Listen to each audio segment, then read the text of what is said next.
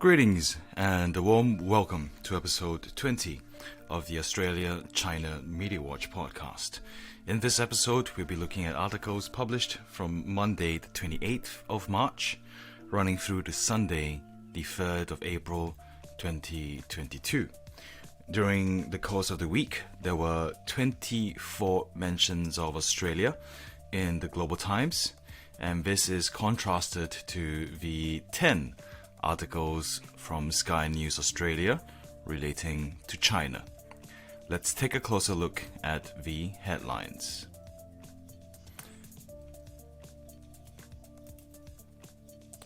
Published on the 28th of March in the Global Times comes this headline, which is directed towards Australia, and it reads, "Bully Australia coerces Pacific Island countries and smears China's role in the region," published in the top news section of the Global Times.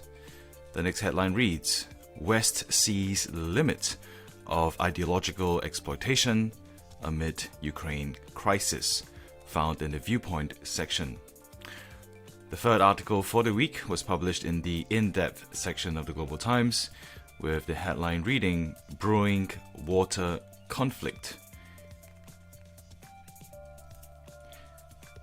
relating to the Australia-Mekong Partnership for Environmental Resources and Energy Systems. Following on from that, also published on the 28th of March, originally by Xinhua and found in the Asia-Pacific section. This headline reads, "Seniors more likely to see silver linings, shows Australian research." The next article reads, "Hegemonic and colonist mentality behind Australia's threats to invade Solomon Islands," published on March the 28th and found in the Observer section. The next headline reads, "China lodges representations with Australia over repatriation of Chinese students," published March 29th and found in the Society section. The next article has the headline reading, "Australia blow for West Indies semi, England, South Africa square up again," found in the miscellaneous section. The next headline reads, "Heavy rains trigger evacuations," published on March 29th. Published on March 30th, "Thousands farewell cricket legend warn." Following on from that, published on March the 30th, yet another article targeting Australia, and more specifically, a national representation of a political nature, is this headline, "Australia needs realistic perspective on regional security and not fretting about China." Published on March the 30th in the miscellaneous section, "Healy hits century as Australia power into Women's World Cup," published on March the 30th, "Hypocritical Aussie concern." Following on from that, published on March the 30th in the Asia Pacific section, "Australia PM seeks to sell voters on budget breaks," published on the 31st of March relating to the Solomon Islands. This headline reads, "China Solomon Islands Inc. Security Cooperation deriving from need to quell Honiara riots in past year." This is found in the Diplomacy section of the Global Times.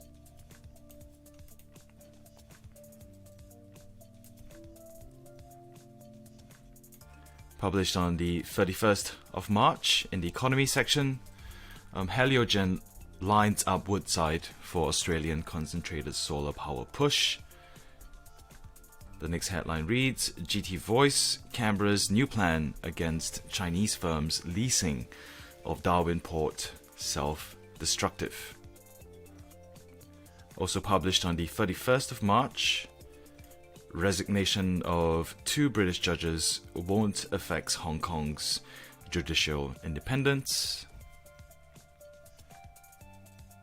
The next headline reads, Indigenous Aussie suicide, incarceration rates rise. Also published on the 31st of March, Hong Kong government refutes inaccurate statements on the independence and impartiality of judges after 2 UK magistrates resign. The next headline reads, Australia continues to boost defence budget amid naive ambition of weaponizing self for US strategy. Published on the 1st of April, Beware, devil may break out of US biolabs. Also published on the 1st of April, this headline reads, Ukraine crisis, a catalyst for the burial of American hegemony. The following headline, Australia plays victim of economic coercion to attack China, obstructs cooperation, according to the Chinese FM, Foreign Minister. And the final article for the week, published on the 2nd of April and found in the top news section, speculation over a Chinese military base in the Solomon Islands is fake news with a political agenda. And that concludes our quick scan of the 24 headlines from the Global Times for the week. Let's now head over to Sky News Australia and their national representations of China. The first article of the week is entitled Flight Data Recorder Found in China Eastern Airlines Flight Wreckage as Families Mourn Death of all 132 passengers on board. This was published on March the 28th. Following on from that, we have Solomon Islands Prime Minister Manasseh Sogavare insulted by backlash amid leaked security negotiations with China, published on March the 29th. The next headline reads, Ready for signing, Solomon Islands PM ready to go ahead with China deal, published March 29th. Also relating to the Solomon Islands, this next headline, published on March 29th, reads, Government very concerned about reports of China extending influence in Solomon Islands. Published on March the 31st, this next headline reads, all but certain Cheng Lei's fate in China has been decided, relating to Australian journalist Cheng Lei, who is currently on trial in China. This next headline reads, Australia's ambassador to China barred from entering high-profile trial of imprisoned journalist Cheng Lei, published on the 31st of March. Also published on the 31st of March, this headline reads, particularly worrying, minimal detail known about Cheng Lei's charges in China. So we're beginning to see a pattern of synchronicity, co-occurring headlines from the Sky News Australia relating to this single event. We move along to the next headline, and this relates to the new Darwin port, published 31st of March. The headline reads, Birmingham confirms investment in a new Darwin port to counter Chinese-owned facilities, says it may have defense benefits.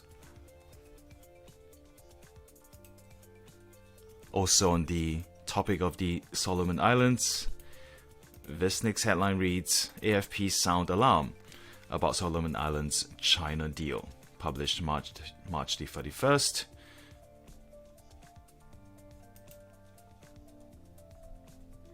Published on the 1st of April, and beginning to see a pattern of diachronicity, repetition over time. Australia must be on alert to China Solomon's Island deal, published on the 1st of April. And the final article for the week relating to China from Sky News Australia is this one, with the headline, China Still Pursuing COVID-19 Elimination Fantasy, published April the 3rd, 2022 at 11:22 a.m. And that concludes our quick scan of the headlines of the week, starting from 28th of March, Monday to Sunday, the 3rd of April, with 11 mentions of Australia in Sky News Australia. 11 mentions of China in Sky News Australia, contrasted with the 24 mentions of Australia in the Global Times.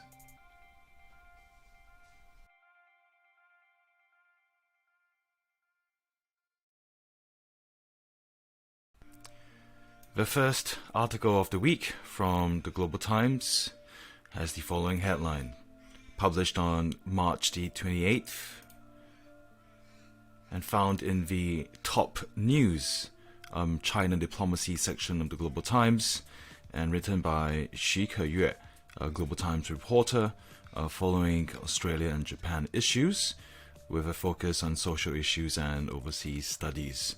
This headline reads, Bully, Australia coerces Pacific Island countries and smears China's role in the region. The article is accompanied with an image of the Australian Prime Minister Scott Morrison, with a photograph provided by Xinhua. The opening paragraph of this article reads, while hyping rumors and creating fear that China is aggressively expanding its military in the South Pacific region, Australian Prime Minister Scott Morrison is lobbying Pacific Island countries against a draft security agreement between China and the Solomon Islands, desperately trying to maintain its role of South Pacific bully under its hegemonic and colonialist mentality. Right at the very onset, the position of this article seems to be antagonistic.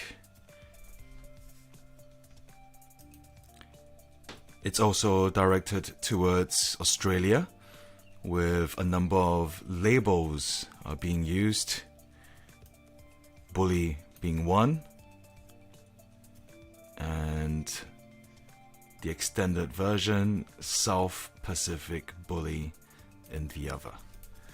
Let's find out the number of mentions of Australia in this article, and it looks like we have, we'll take away these ones, 1, 2, 3, 1, 2, 3, 4, 5. So 11 mentions of Australia in total. And let's continue to take a closer look with the second paragraph. However, any attempt to disrupt the mutually beneficial cooperation between China and the island nation will never succeed, the Chinese Foreign Ministry said. A media reported on Monday that Morrison held talks with counterparts from Fiji and Papua New Guinea over the Solomon Islands cooperation with China.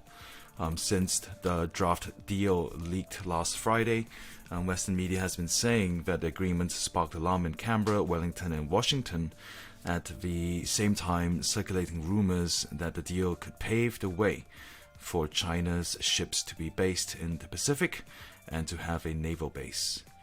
Australian Deputy Prime Minister Barnaby Joyce suggested China was pursuing a base because it was quote-unquote trying to restrict our capacity of movement and intimidate us. Australia is mentioned again in this following paragraph. For a long time, it has been Australia that has acted as a bully and arbitrarily coerced South Pacific Island countries, said Chen Hong, and ever present in the Global Times relating to Australia from the last 4 months of study. Chen Hong is the president of the Chinese Association of Australian Studies and director of the Australian Studies Centre at East China Normal University. Australia is mentioned again in this following paragraph, and it reads, in recent years, Australia on one hand obediently serves the Indo-Pacific strategy of the US to suppress China's development and tries to help maintain the hegemony of the US on the global and regional levels. On the other hand, Australia regards the South Pacific region as its own backyard, Chen told the Global Times on Monday. Australia is one of the largest aid donors to the South Pacific Islands nations, but most of the aid was aimed at essentially forcibly transplanting the Western political system and social governance model to the island countries and supporting pro-Australian politicians in order to control the policy-making process of some of the country's governments, especially in their foreign policies. No further mentions of Australia is found in this article, and just to close the read off, this is what the final concluding paragraph says. In contrast, since the establishment of diplomatic ties, China and the Solomon Islands have rapidly advanced mutually beneficial cooperation through project assistance, investments and trade, and high-quality Belt and Road Initiative cooperation. China has continued to provide economic and technological assistance with no political strings attached, and the two countries have conducted win-win cooperation with encouraging results. So the concluding paragraph seeks to compare and contrast the zero-sum mentality versus China's approach to, hey, is there some way we could create a win-win situation? Based on this initial impression, I think it's pretty clear that the article is constructing a national representation of Australia that is overall negative. It feels critical. It feels somewhat angry at certain parts. And as an overall feel of its position, I would say that this is one that's definitely painting Australia in a negative light. Is it attracting Chinese readers to Australia? Definitely not. It is repulsive. And last but not least, I would say this is definitely antagonistic as well, and it fits right into the body of evidence towards an othering offensive taking place. We'll move along to the next article. Also published on the 28th of March and found in the opinion / viewpoint section written by Vladislav Gulovich. This headline reads, West sees limits of ideological exploitation amid Ukraine crisis. The article is accompanied with an illustration by Xu Zihe entitled Unmasking the Superpower Warfare Addicted. Interesting. There's quite a fair bit to unpack in this illustration over here. I'm assuming that this is a representation of the seat of American power, the Oval Office. You can see the American flag over here, and right outside the window is this row of tombstones stretching as far as the horizon, as far as the eyes can see. 200 plus wars achieved, peace agreement going into the shredder. You've got a military uniform over here, right next to what seems to be a coffin with a bloodied flag. I might need to zoom into this image a little bit more because there's just so much to unpack. So it looks like there are a number of safe boxes over here with case files relating to North Korea, Iraq, depleted uranium. You have Vietnam, Agent Orange. You got Syria, White Phosphorus. You got Libya. You've got a chest of medals up there.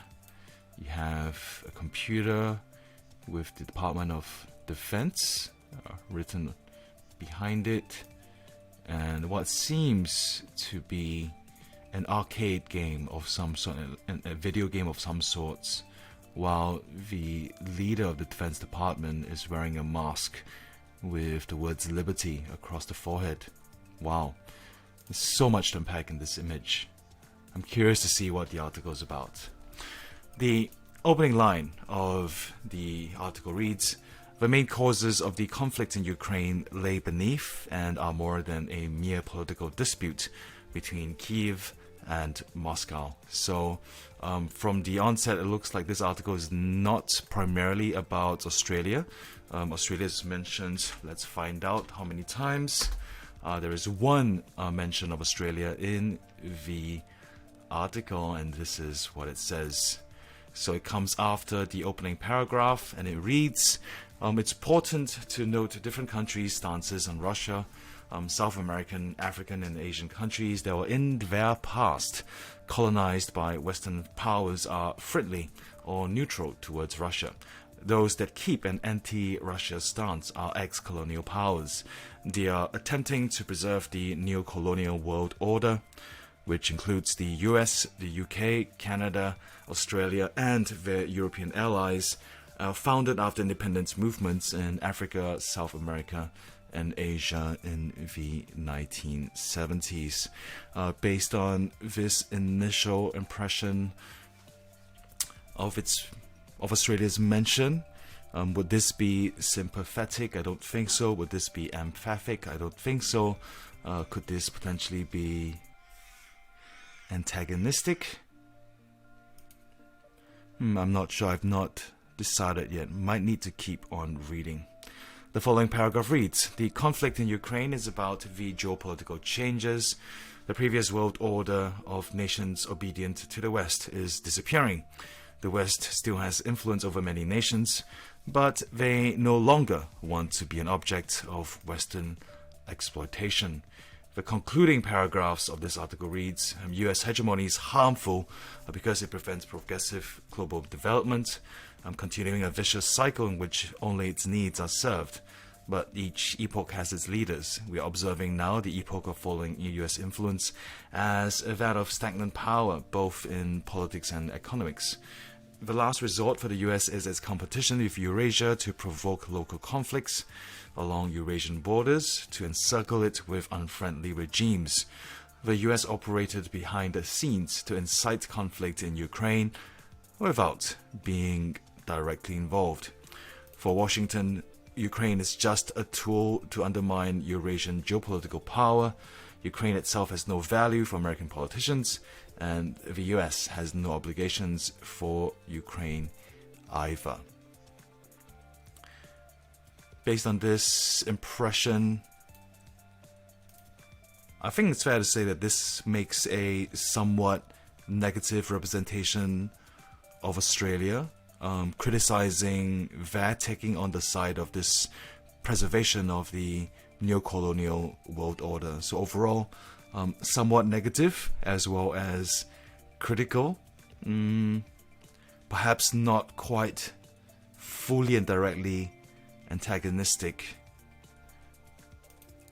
but sufficient to be evidence of othering taking place.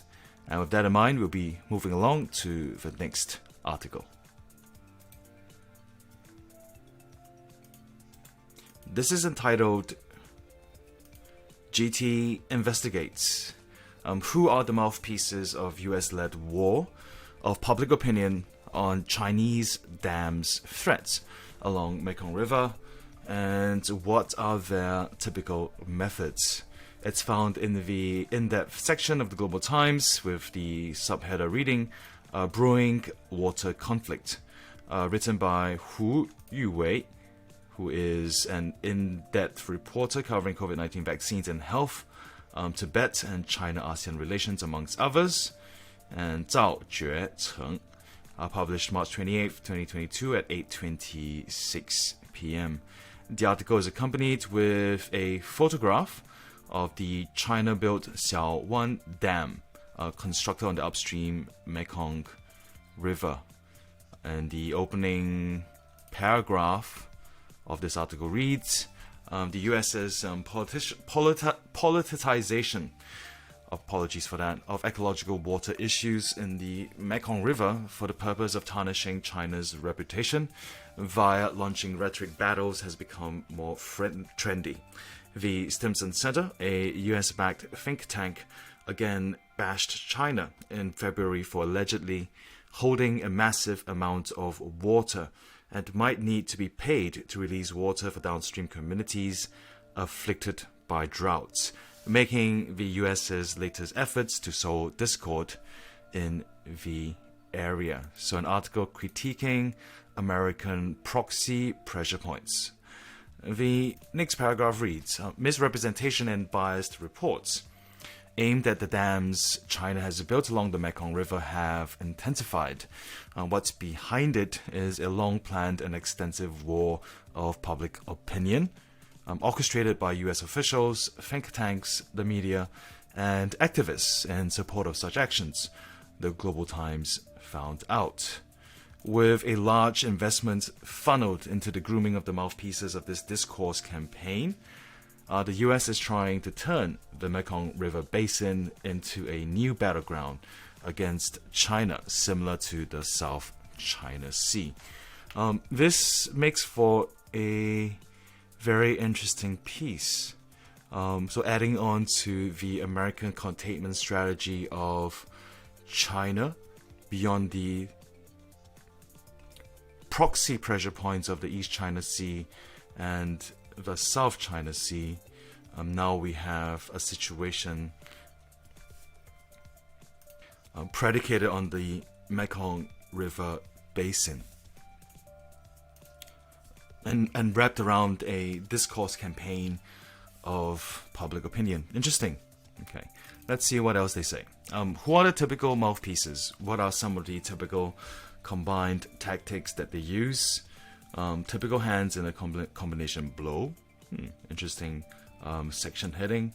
Stimson Center, founded in Washington, D.C. in 1989, and with many members being former and current U.S. government officials, is a key initiator pushing the allegations that Chinese dams are hurting downstream ecology. Just going to punch in mentions of Australia in the article, and it looks like it appears once, and this is what it says. And maybe just for a bit more context building, we'll include the prior paragraph as well. And they read, the Stimson Center further blatantly made some sensational claims against Chinese dams in its article, How China Turned Off the Tap on the Mekong River in April 2020, smearing that Chinese policymakers consider water a sovereign resource rather than a shared resource. Chinese experts, Intergovernmental Agency Mekong River Commission, and the Australia Mekong Partnership for Environmental Resources and Energy Systems, also known as AMPERS, soon pointed out that the report had factual discrepancies with unscientific data selection and too few factors in the model, leading to inaccurate conclusions. But it did not prevent the premeditated American politicians, such as former U.S. Secretary of State Mike Pompeo, and the media from quickly seizing upon and spreading these bits of inconclusive data. Based on this initial impression of Australia's mention, it looks like this might be a somewhat positive construction of a national representation of Australia, because in this instance, the Australia Mekong Partnership for Environmental Resources and Energy Systems were on China's side in this case, pointing out that the report that was amplified by American politicians and media actually was laden with unscientific data selection and too few factors. I'm not sure if any of this evidence is presented in the article. I'm just going to do a quick scan through. It looks like the article is largely descriptive. There's some figures here, over here.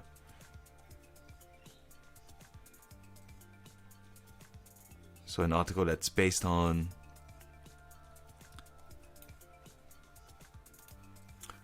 presenting a number of different examples to mitigate what is known as the Chinese dam threat.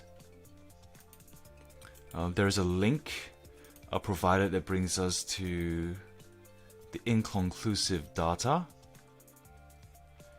So this dates back to September 16th, 2020. Doing a quick scan through the article.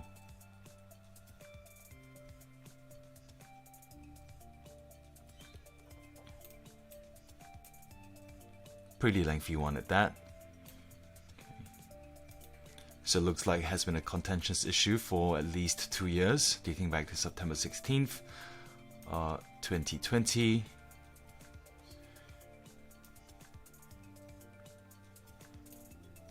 And my impression of the way Australia has been constructed nationally in this article is one that I think might be somewhat positive in this case, even though the overall tonality of the article itself is certainly antagonistic towards proponents of the Chinese dam threat theory.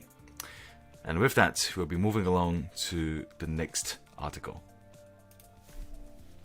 Originally published by Xinhua on March 28th, 2020 at 7:55 p.m. This next headline reads, "Seniors more likely to see silver linings, shows Australian research." This is found in the World / Asia Pacific section, and it's accompanied by an image, a photograph with following captions. People having a picnic near Lake Burley Griffin in Canberra, Australia. Coronavirus restrictions in Australia's Canberra have eased significantly as residents of the Australian Capital Territory are no longer required to wear face masks outdoors from Friday. The opening paragraph of the article reads, "A study by a team of international and Australian psychologists has shown that the older people are better able to see the positive side of experiences." The study was published in the Journal of Neuroscience and released to the public on Monday, which involved 249 participants aged between 18 and 88. It found that older participants were able to put a positive spin on footage of a weather forecast and were more successful in reframing the most distressing content. Australia is mentioned a number of times in the article. Let's have a look. So we'll take away 1, 2, 3, 4, and 5, and 6. So 6 mentions in the article throughout. And based on this initial scan and impression, I think this looks like an article that's predicated on presenting fact and is somewhat neutral in representation, if not somewhat positive. So I think that's the range where I think it's going to sit between neutral and a somewhat positive representation of Australia's national image. And with that, we'll move along to the next article. This headline reads, "Hegemonic and colonist mentality behind Australia's threats to invade Solomon Islands." It's found in the Opinion / Observer section, published March 28th, 2022 at 12:37 a.m. The article is accompanied with a photograph with the following captions. "A man walks by ruins on November 28th, 2021 after days of riots in Honiara, the Solomon Islands." Photo provided by the AFP. The opening paragraph of the article reads, "It's ridiculous that Australia on one hand has closely followed the US in condemning what it perceives Russia's brutal and unprovoked invasion of Ukraine, but on the other, its elites bluntly threatened to invade its neighbor in the South Pacific and foster a regime change." We'll have a look at the mentions of Australia in this article, and it's appearing a fair amount of times. It is an article directed towards Australia, of course, and it looks like 27 instances of Australia being used to frame the article And based on the headline so far, I think this is arguably one that's positioning itself as antagonistic. Opening paragraph reads, "It's ridiculous that Australia on one hand has closely followed the US in condemning what it perceives Russia's brutal and unprovoked invasion of Ukraine, but on the other, its elites bluntly threatened to invade its neighbor in the South Pacific and foster a regime change." A Reuters report on Thursday saying that a proposal for a broader security agreement with China that would be sent to the Solomon Islands cabinet for consideration has caused shockwaves through Canberra. David Llewellyn Smith, founding publisher of Macro Business and former owner of leading Asia-Pacific affairs journal The Diplomat, suggested a day later that Australia must ready Solomon Islands invasion. Calling the China-Solomon Islands deal Australia's Cuban Missile Crisis, Smith said, "If it must, the nation should invade and capture Guadalcanal, such that we engineer regime change in Honiara to protect Australia's sovereignty and democracy." Australian elites, the next paragraph reads, threatened to invade Solomon Islands simply because the latter hopes to strengthen security cooperation with China. Canberra has carried out much military cooperation with the US, including signing the AUKUS deal that will help it acquire nuclear-powered submarines. Don't Canberra's actions pose a greater threat to China? This shows the hypocrisy and double standards of Australia's frantic elites, said Chen Hong, director of the Australian Studies Centre at the East China Normal University. Chen noted that it also lays bare Australia's ingrained hegemonic and colonialist mentality towards South Pacific Island countries. Australia has no respect for the Solomon Islands and other South Pacific Island countries at all. Instead, it has long regarded them as its backyard, threatening island countries in the region as a sphere of influence or even vassal states. When these countries hope to expand relationships with others, Australia instantly reacts hysterically, Chen stressed. I believe this is the second time Chen Hong is appearing in the Global Times this week, commenting on Australian issues. Based on this first impression of the opening few paragraphs, I think it's pretty clear that the article is positioning itself as antagonistic, portraying Australia's national identity or national representation in a critical and somewhat angry light. Let's keep unpacking the article.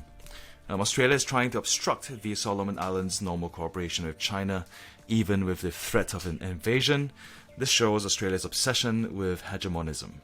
Chen said Australia has long been seeking to be the minor hegemon in the South Pacific region. To this end, Australia maliciously distorted the security cooperation between China and the Solomon Islands. What is beginning to emerge quite clearly is, I believe, this would qualify as evidence of othering taking place 100%. The next paragraph reads, the bilateral cooperation in law enforcement and security areas, in fact, is a response to last year's riots in the Solomon Islands, during which Chinese nationals there suffered great losses, with their shops smashed, burned and looted, and their personal safety in jeopardy. Given the presence of Chinese nationals in the Solomon Islands, and with the development and expansion of normal ties between the two countries, it's natural for the two sides to beef up security cooperation. Australia is mentioned multiple times within this paragraph, and it reads, however, many Australian politicians, analysts and media outlets smeared this cooperation as a Chinese attempt to establish a military base in the Solomon Islands, hyping that it would harm Australia's interests and destabilize the region. Military expert Song Zhongping believes Australia is experiencing persecutory delusions in which whatever China does in the South Pacific region will be portrayed as threats to Australia. This won't help Australia with the trust of the island countries in the region, but will only expose Australia's hysterical and ugly face. So beyond being antagonistic, I think it's fair to make the comment that this is also constructing Australia in a repulsive manner rather than one that's attractive. The next few paragraphs read, no matter how hard Australia tries to twist the facts and smear China's intention, the cooperation between China and the Solomon Islands and other South Pacific island countries will become more diverse and enriched. The concluding paragraph mentions Australia 3 times, and it reads, the waning of the Australian influence in the South Pacific region is because of Australia's hegemonic mindset towards those countries. No country in the region would expect Australia, which can easily threaten to invade, to truly help its development.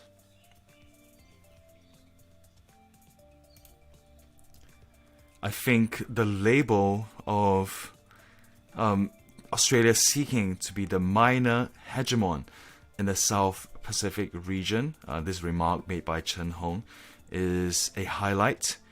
This might be the first time I've come across the term used in such a manner in the 4 months I've been looking at the Global Times. So something to put into the bookmark, Australia being a minor hegemon in the South Pacific region as an example of the othering offensive taking place. With that, we'll move along to the next article. Entitled, China lodges representations with Australia over repatriation of Chinese students. This article is found in the China/Society section, published March 29th, 2022 at 8:11 p.m. The article is accompanied with a photograph of China's Foreign Ministry spokesperson, Wang Wenbin.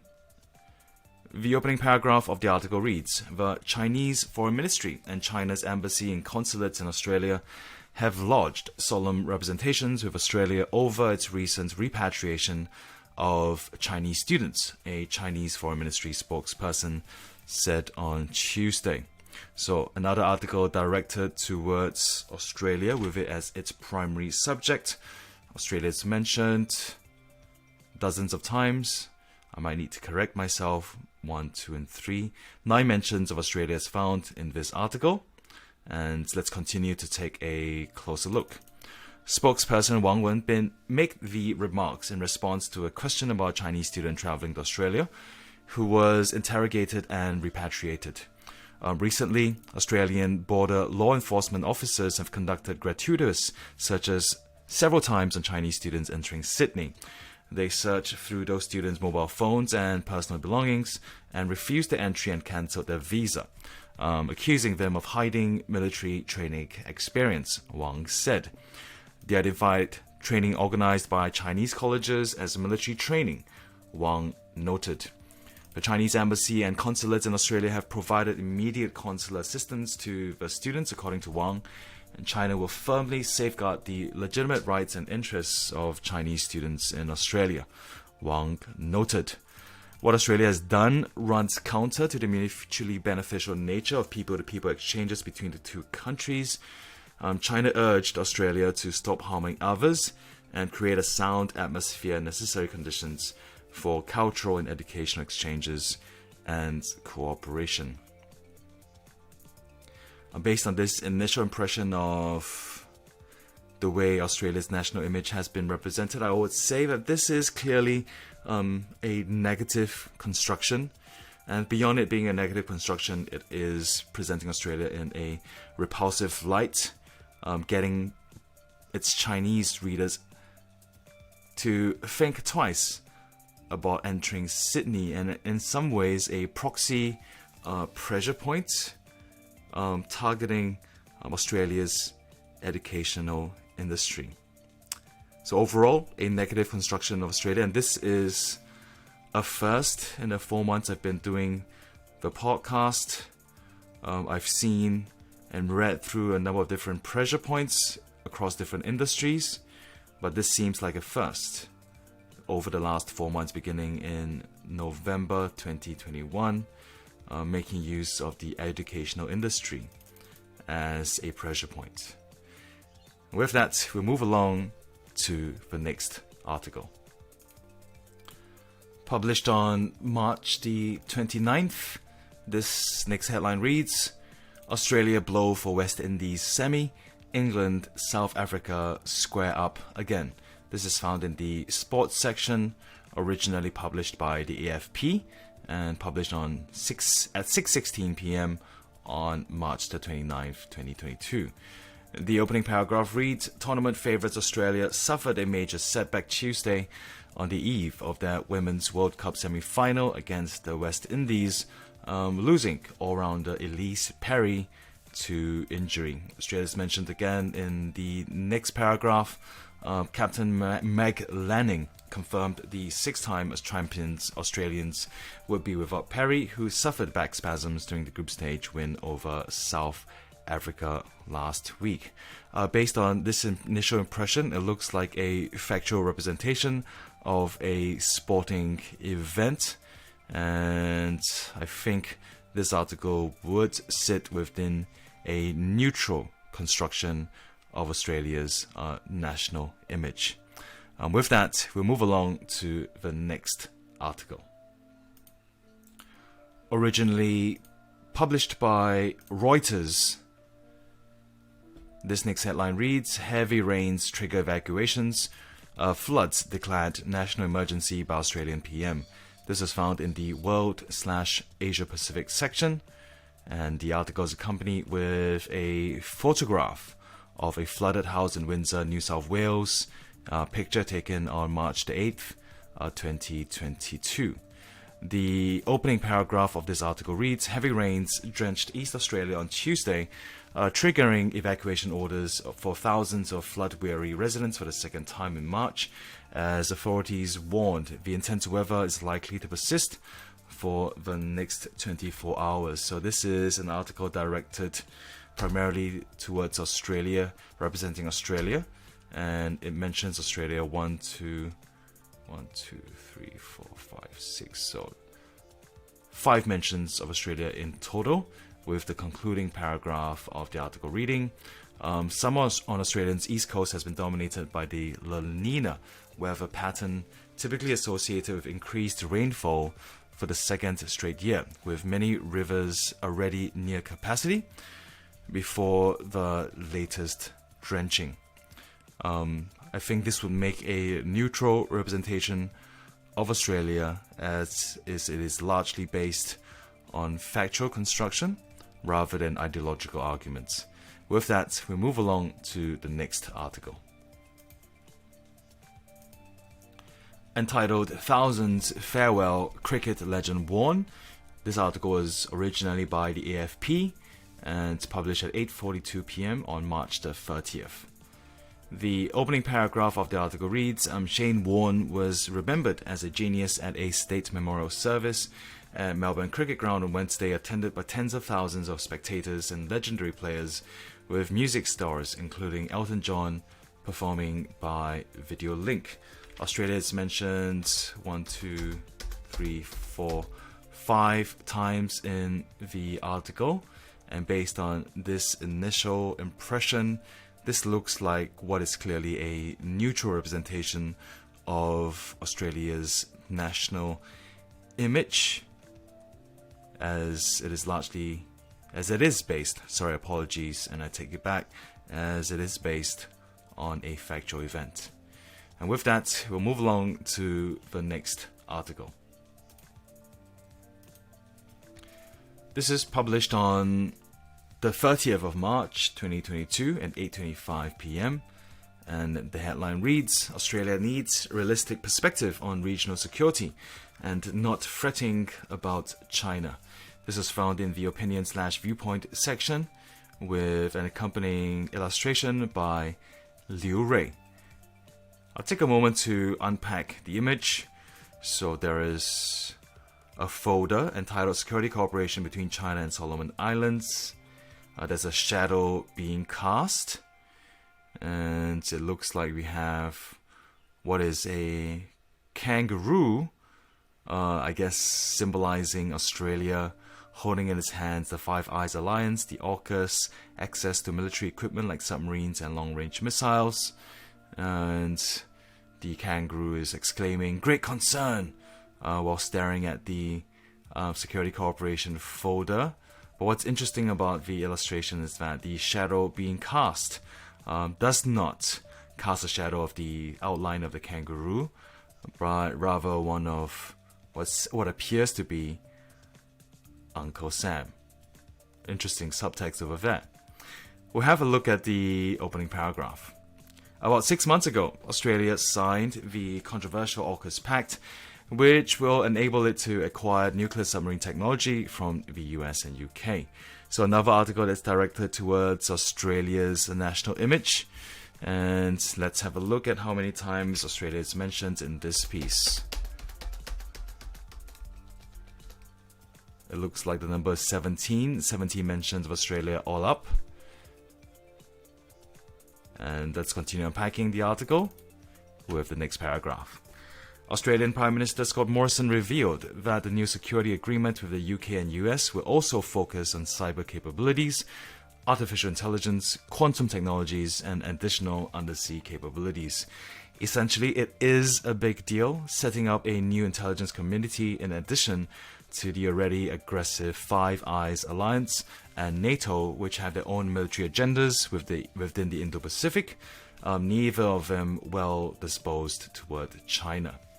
A fleet of nuclear subs amounts to quite a big additional stick to wave at China, which is already surrounded by the military outposts of Western nations.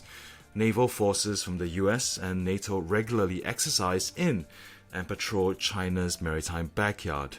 China could be forgiven for feeling that a noose is being placed around its neck. America already has about 132,000 troops stationed in the Indo-Pacific, and although there has been no American ambassador to the Solomon Islands for about 3 decades, the US said in February that it suddenly wants to reopen its embassy there.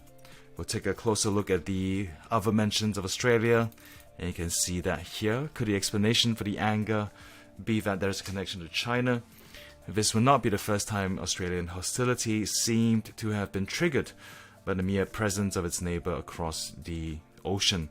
Last year saw an eruption of unrest on the islands, and the Australian police and military sent a peacekeeping force. Later, Chinese police officers were deployed to the Solomon Islands to help local authorities maintain order and guard Chinese interests, many of which had been damaged in the rioting. China, like Australia, has had good relations with the islands. The problem is that Australia does not like that China and the Solomon Islands want to agree that China will again assist, if asked, the impoverished nation of more than 900 islands strung across almost 1,000 miles of sea. The deal allows the Solomon Islands government to request security personnel and supplies from China. Ships may also visit. The draft pact was originally leaked online and later confirmed by the Office of the Prime Minister. He said there was rooms for security agreements with both China and Australia. In diversifying the country's security partnerships, including China, the government is working to sign off and implement a number of development frameworks with China to further create a safe and secure environment for local and foreign investments. Australia sealed its own security pact with Solomon Islands in 2017, but does not seem to want anyone else to have one, especially China. Reaction from Canberra has been swift and petulant. There was talk of China being allowed, depending on which headline was read, into Australia's backyard, but also onto its doorstep. Defence Minister Peter Dutton warned gloomily the likelihood of a conflict in our region in the Indo-Pacific is more and more real each day. The Executive Director at ASPI, Peter Jennings, said that it was an unacceptable threat, adding this is something we simply have to stop. One commentator even argued that Australia should assemble an amphibious force to invade the Solomon Islands and replace the government. An editorial in the economics publication Macro Business described it as Australia's Cuban Missile Crisis and called on Morrison to force a confrontation. But if anything threatens the security of the region, it is less likely to be an assistance agreement between China and Solomon Islands, and more likely to be a US-driven arms race in the region. Replica guns are not Australia's Cuban Missile Crisis, for hundreds of new missiles aimed at China could provoke one. Australia really needs to get a sense of perspective and appreciate the distinction between weapons that can destroy armies and submarines that can wipe out cities, and a police force being supplied with a few dozen replica guns. However realistic they may look, they don't go firing bullets and don't even go pop. The author is a journalist and lecturer living in Britain. Based on this initial impression of the article, I think the positioning is one that is antagonistic. The emotions being stirred is certainly not one of attracting the reader towards Australia, but one of repulsing it, and overall a negative representation of Australia's national image. Will this qualify as an example of an othering offensive taking place? I believe so. This should fit. We'll move along to the next article.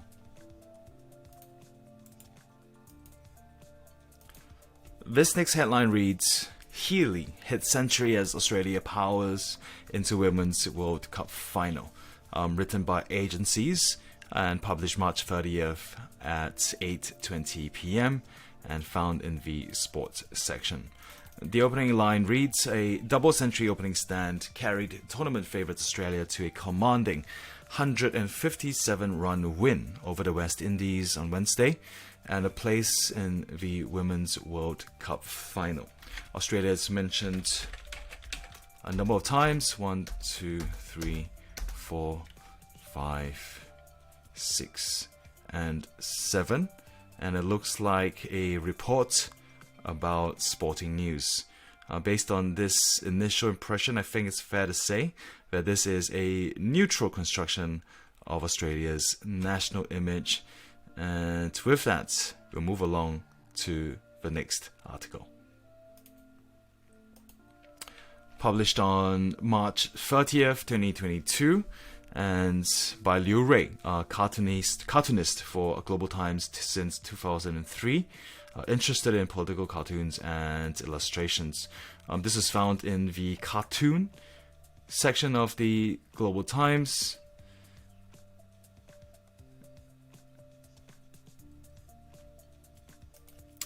So it appears there is no text in the article.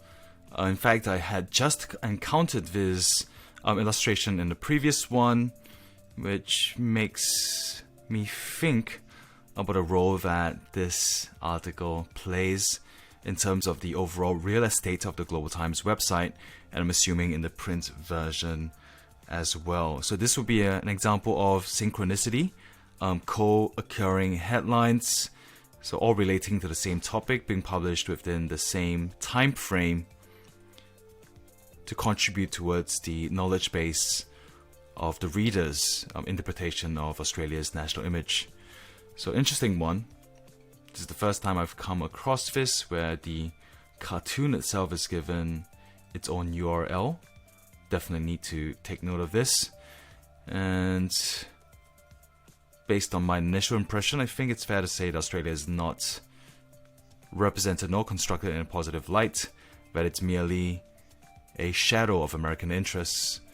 And with that, I believe this would be a negative construction, and also clearly a representation predicated on othering Australia. And with that, we'll move along to the next piece. Published on the 30th of March, originally by Reuters, comes the following headline. Australia PM seeks to sell voters on budget breaks. The article is accompanied with an image of the Prime Minister Scott Morrison reacting during a press conference in Australia's Parliament House in Canberra on March 22nd, 2021. The opening paragraph reads, trailing in the polls, Australia's Liberal National Government on Wednesday sought to sell $8.6 billion of budget giveaways as necessary to meet a cost of living emergency and not a transparent attempt to buy votes. Australian Prime Minister Scott Morrison, facing a tough election in May, led the marketing blitz with a barrage of media interviews, saying relief was needed to meet rising fuel prices. So another article that's directly and primarily about Australia politics and its national image. Australia is mentioned. Let's double check that number. 6 times in the article. 1, 2, 3, 4, 5, 6. So twice in the captions. I've already gone through the opening 2 paragraphs. And Australia is mentioned. I see in the title. So let me do my math again. We have 1, 2, 3, 4, 5. 1, 2, 3, 4. Ah, I see. Okay. Apologies for that earlier mistake. It looks like we do have indeed 1, 2, 3, 4, 5 mentions of Australia in the article, with the concluding paragraph reading, the economy has recovered faster than anyone projected or expected in 2021, with unemployment hitting 13-year lows of 4% and projected to soon reach levels last seen in the 1970s at 3.75%. Wage growth was also forecast to accelerate, but not by enough to outpace inflation, meaning real incomes were set to shrink in 2022. Based on this initial impression, I would think it's fair to say that Australia is not exactly represented in a positive light. Would it be sympathetic? I'm not sure. It seems to be more than meets the eye. A transparent attempt to buy votes. That's what the article's subtext is trying to draw attention to. So it's not outright antagonistic, neither is it really empathetic. And I think there's probably somewhat of a critical undertone in the article. And with that, I think it's fair to say this is yet another negative construction of Australia's national image found in the Global Times. And with that, we'll move along to the next article. This was published on the 31st of March and found in the diplomacy section. And the headline reads, China Solomon Islands Inc. Security Cooperation deriving from need to quell Honiara riots in the past year. The article is written by Cui Fandi and Shan Jie. Shan Jie is the in-depth editor and reporter writing on features and breaking news about ethnics, religions, social issues, as well as the environment. The article is accompanied with a photograph of a Chinese PLA Air Force Y-20 transport aircraft carrying medical supplies arriving in Honiara, capital of the Solomon Islands, on February 18th. Photo courtesy of the Chinese Embassy in the Solomon Islands. The article has the following opening paragraph, and it reads, China and the Solomon Islands signed a bilateral security cooperation framework agreement on Wednesday, the Chinese Foreign Ministry confirmed, which focuses on social security, safeguarding people's lives and properties, human rights aid, and other fields. The cooperation does not target a third party, said Chinese Foreign Ministry spokesperson Wang Wenbin at Thursday's routine news conference. Pacific countries are a big stage of international cooperation, not some certain country's backyard, nor a venue for the competition of great powers. Subtext, I think, directed towards Australia in this instance, not some certain country's backyard. We'll take a closer look at the number of mentions of Australia in the article, and it looks like 1, 2, 3, 4, 5. 5 mentions all up, and let's take a closer look. To provide a bit more context, we'll read the paragraph before as well. The Chinese Foreign Ministry spokesperson pointed out that the parties concerned should look at China Solomon Islands security cooperation objectively and rationally and stop making irresponsible remarks. Attempts to provoke, obstruct, and damage friendly relations between China and the island nations are unpopular and will not succeed, he said. Such comments are believed by experts to be related to some recent unfriendly remarks made by Australia and its allies about China's relations with Pacific Island countries. In order to seek a hegemonic position, this idea of Australia being the Pacific's mini hegemon is being reinforced over here with a co-occurring headline, so example of synchronicity taking place. In order to seek a hegemonic position in the South Pacific region, Australia and its allies have been paying attention to and are worried about China's normal security cooperation with the Solomon Islands and other island countries. Yang Honglian, a senior researcher at the Pacific Islands Research Center of Liaocheng University, based in Fiji, told the Global Times. Australia believes that next, China must take the step to develop a military relationship with the island countries, Yang said. So Australia is bound to strengthen its influence on the countries and increase the development and construction of military bases. Australia wants the Solomon Islands to just follow what it says, but after all, it's the US that's behind all of this pushing. A policy consultant at the Foreign Policy Advisory Secretariat at the Solomon Islands government told the Global Times.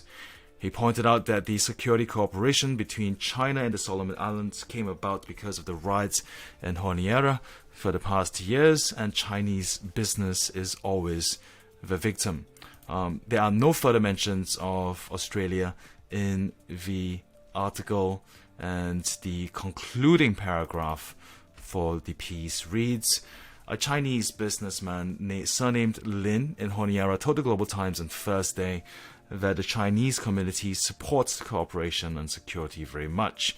He said that the police in the island country lack professional training and their equipment is outdated. We hope the police force could improve after cooperation with China. Based on this initial impression, I think it's fair to say that Australia is positioned in terms of its national image as one that's antagonistic towards some Chinese interests, and that this would make a pretty clear negative construction of Australia. With that in mind, we'll be moving along to the next article. And would this meet the criteria of othering taking place? I believe so, as it does portray Australia in a repulsive manner. Australia wanting the Solomon Islands to simply follow what it says. But after all, it's the US behind all of this pushing. With that, we'll move along. Published on the 31st of March, originally by Reuters.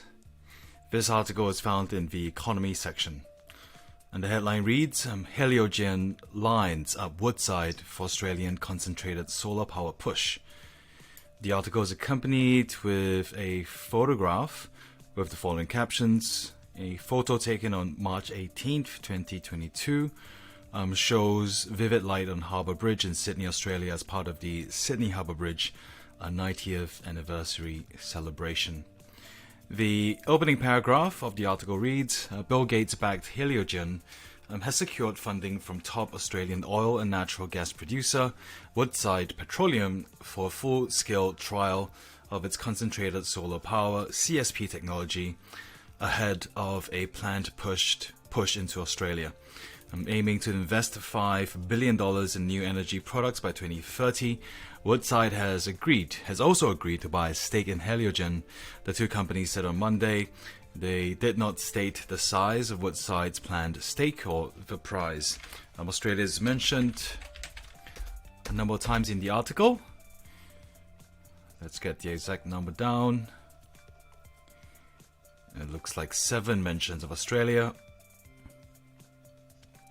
Australia is mentioned again in this following paragraph, and it reads, as soon as we finish this demonstration in California, we want a blitz in Australia as fast as possible. And in the next paragraph, Woodside could potentially use Heliogen CSP for its own operations to produce hydrogen for export, Gross said. It could also market the modules to Australian mining companies and other remote energy users.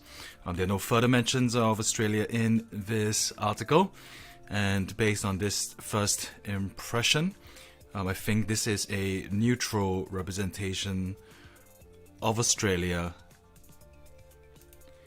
and with regards to whether it makes Australia's national image repulsive or attractive, I think this article might lean towards the side of attraction. So overall, perhaps between neutral to a somewhat positive representation of Australia in this case. And with that, we'll move along to the next article. This next headline reads, GT Voice, Canberra's new plan against Chinese firms leasing of Darwin Port self-destructive. This is found in the GT Voice section and published March 31st, 2022 at 8:47 p.m. The article is accompanied with an image of a bird's eye perspective of Darwin Port's cargo wharf in Australia. Photo taken on March 14th, 2017.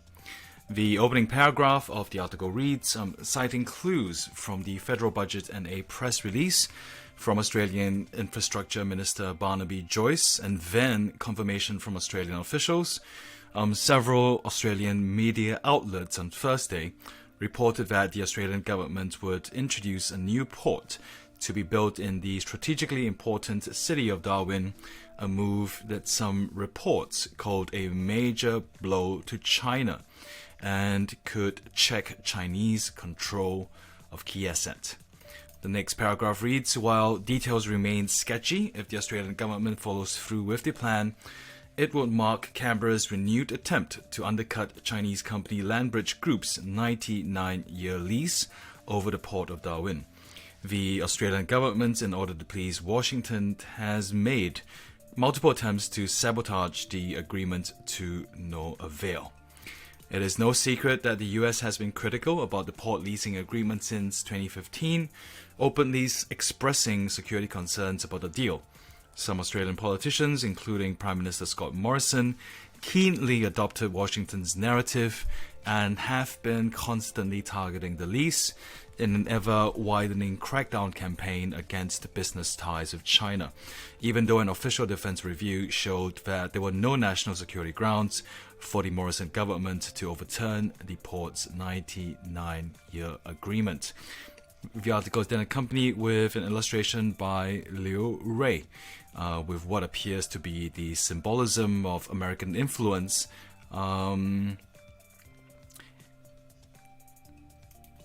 being the catalyst for Australian action.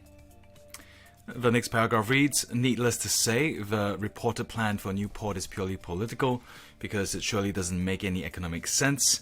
Darwin is a small Australian city with a population of 150,000 people, and it's hard to see the necessity of building two ports in such a sparsely populated location. Moreover, after securing a 99-year lease for the Port of Darwin's commercial operations in 2015, Landbridge Group invested heavily in improving the port's capacity and other facilities, turning it into a major hub for shipping Australian mineral products like iron ore to Asia. It's safe to say that the new port would just be a waste of Australian taxpayers' time if it ever gets built. So, an infrastructure project like a new port may not seem that necessary, especially at a time when a renewed flooding just hit northern New South Wales and exposed the lack of basic infrastructure like rain gauge and pumps. In fact, the decision by the Morrison government is only motivated by its selfish political interests and its role as an attack dog of the US. From what I've read so far, I think it's getting clear that the position that this article is taking is one that is antagonistic and attempting to represent Australia in a repulsive way, right down to it being the vanguard of the anti-China mania and its role as an attack dog of the US. Let's keep reading through. If anything threatens regional security, it's unlikely to be the business operation of an Australian port by a Chinese company that is under increasing scrutiny, and mostly likely to be Australian politicians' reckless and unreasonable provocation against China and Washington's intensifying warmongering in the region. In recent years, Australia has been submissively serving the US's so-called Indo-Pacific strategy that aims to suppress China's development, spending more and more manpower and material resources, as well as showing increasing hostility towards China and Chinese companies under the name of national security. And aside from the US's empty security promises and the advanced weapons it might have in the future, Canberra's choice of serving US strategy has done little good to its national interests and has only brought mounting risks for not only just for Australia but also the entire region. If Canberra continues on such a path, it will pay a hefty price. Based on this initial impression of the article, I think it's fair to say it's a negative representation of Australia as well as a repulsive one, and takes on a relatively antagonistic tone. With that, we'll be moving along to the next piece, published on the 31st of March at 7:44 p.m. and written by Chen Qingqing, co-lead of the Global Times China desk covering diplomacy, Hong Kong affairs, and Chinese tech firms. The headline of this article reads, "Resignation of 2 British judges won't affect Hong Kong's judicial independence," with the subheader reading, "Landmark issue for local legal system to get rid of colonial imprint," according to experts. This is found in the China/Society section of the Global Times. The article is accompanied with a photograph of the Hong Kong Court of Final Appeal, with the International Finance Center, photo dating back to March the 2nd, 2017, and a further image of a panoramic perspective of Hong Kong. The opening paragraph of this article reads, "The resignation of 2 UK judges from Hong Kong's top court is a political decision and won't affect the city's judicial independence, as the special administrative region is ensured by the basic law," officials and legal experts said. Experts also refuted the groundless accusations made by some foreign politicians over the matter in an attempt to interfere in China's internal affairs. Australia is mentioned once in the article, and it reads, "Currently there are 10 MPJs on the city's top court. According to its official website, some foreign judges from Australia, such as Murray Gleeson, William Gamal, and Robert French, were quoted by local media as saying they won't quit and will continue supporting the Hong Kong Court of Final Appeal judges' commitment to the judicial independence."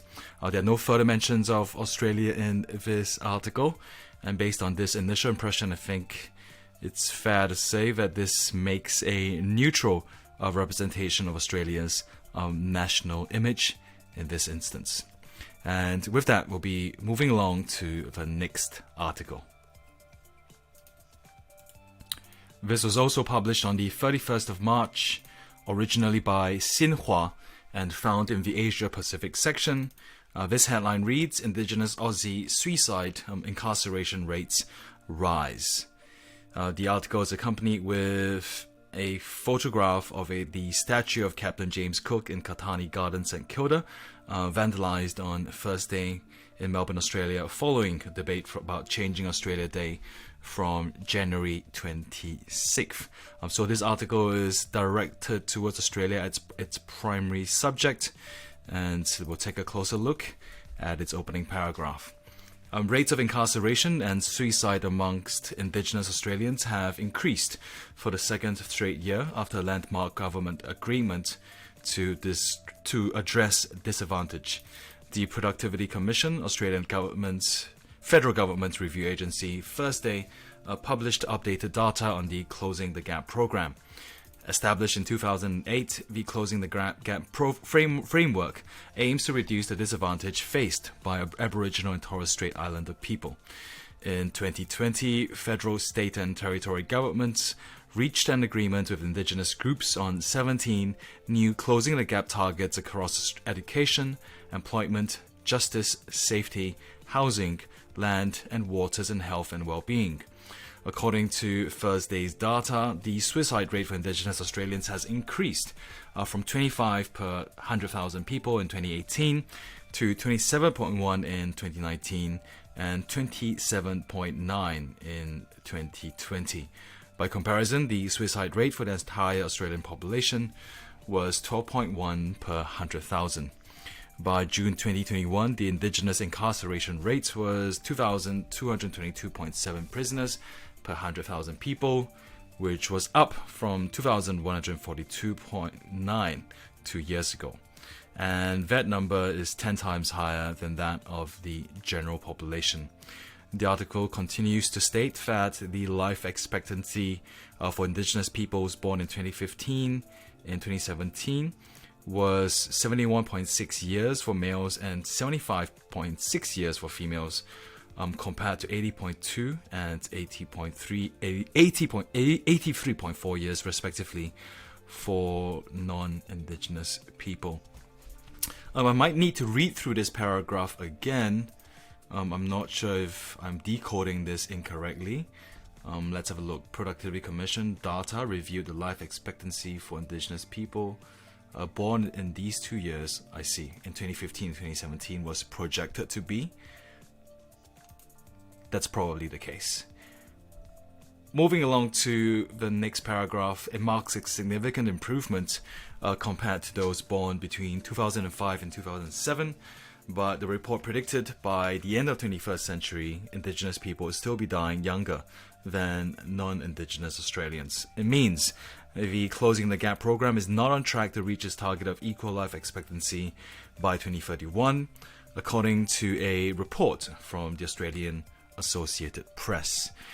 Based on this initial impression, I think there's more than meets the eye. I think on one hand, it represents the best of Australia, recognizing that there is an inequality between Indigenous and non-Indigenous populations. But at the same time, depending on the reader's knowledge base, this could be read as completely negative as well. So this is something I'll have to take note of. It really depends on the eye of the beholder, who is reading this. It could swing as a positive representation, but at the same time it could solidify and perhaps even concretize negative impressions of Australia.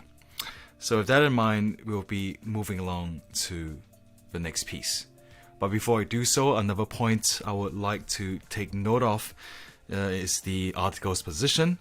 So in this instance, I'm not sure if the position is one that's of antagonism, perhaps one that is more empathetic, or perhaps even more sympathetic. And that's a rare occasion based on the range of the articles published in the week so far. And with that, I think we can finally move on to the next piece.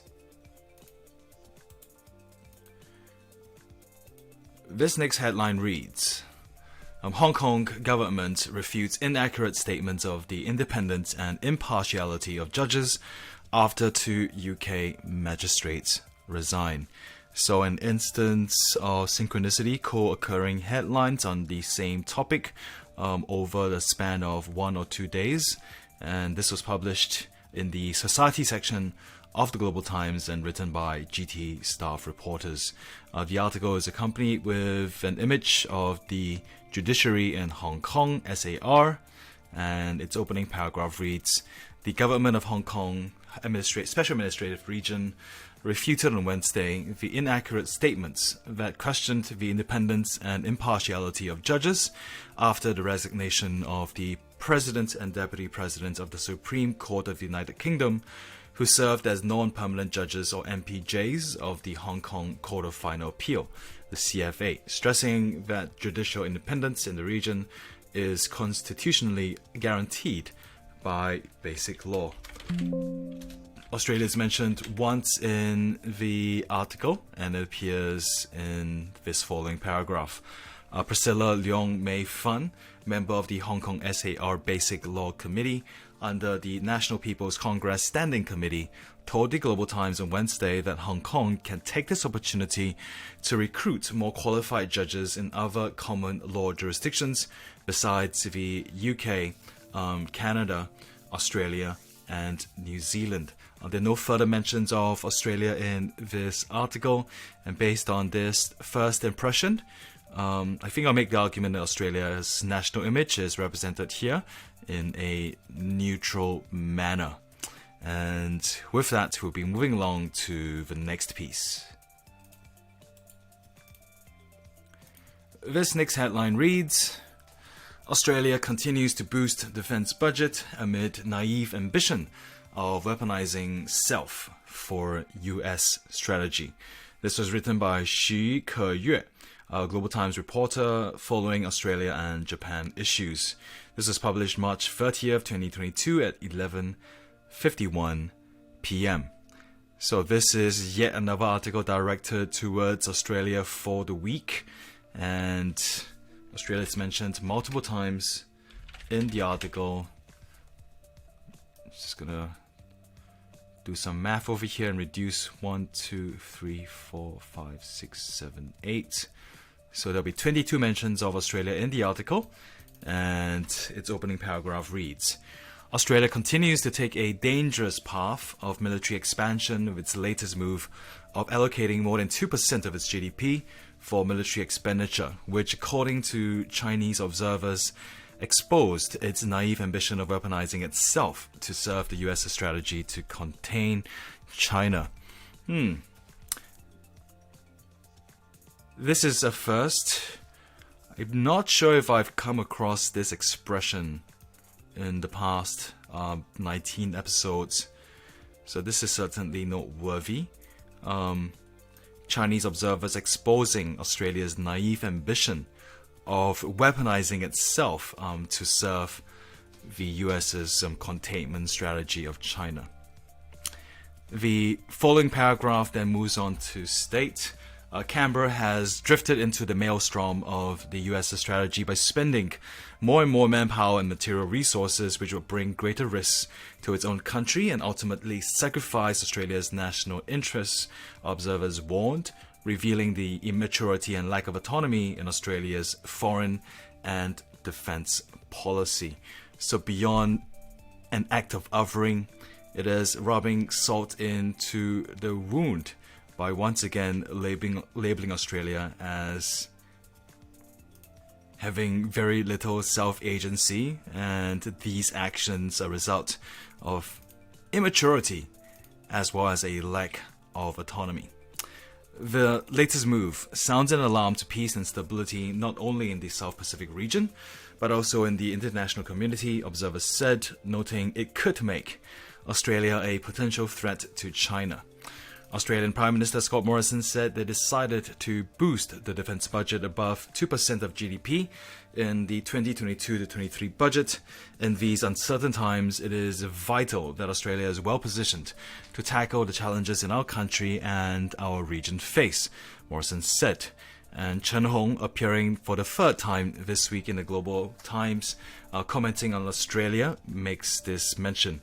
This is a significant increase in the country's defense budget.